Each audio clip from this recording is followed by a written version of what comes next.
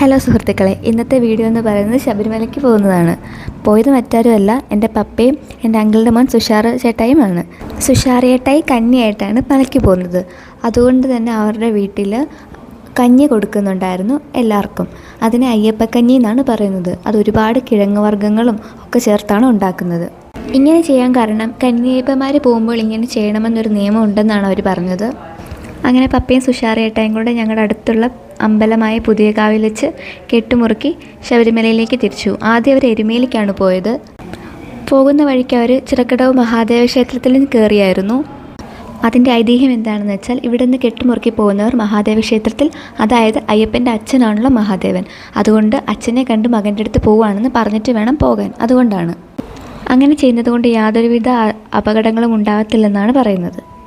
ക്ഷേത്രത്തിൽ നിന്ന് നേരെ അവർ എരുമേലിക്കാണ് പോയത്. അവിടെ നിന്ന് നിലയ്ക്കലിലേക്കും അവിടെ ചെന്നാണ് അവർ വെർച്വൽ ക്യൂ രജിസ്റ്റർ ചെയ്തത്. ഇവിടെ നിന്ന് ചെയ്യാൻ നോക്കിയിട്ട് കിട്ടുന്നില്ലായിരുന്നു.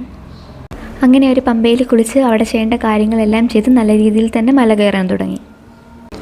അന്ന് രാത്രി തന്നെ അവർക്ക് തൊഴാൻ സാധിച്ചു. കുറച്ച് നേരം ക്യൂ നിന്നുവെങ്കിലും അവർ തൊഴുതു. അപ്പോഴാണ് സുഷാർ ചേട്ടായി പറയുന്നത് അയ്യപ്പനെ ശരിക്കും കണ്ടില്ല എന്ന്. അപ്പോൾ പപ്പ പറഞ്ഞു നമുക്കിന്ന് നാളെ രാവിലെ പോകാമെന്ന്.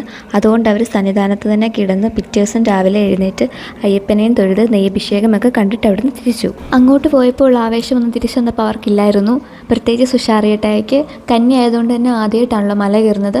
അതുകൊണ്ട് തന്നെ വളരെ ക്ഷീണിതനായിരുന്നു.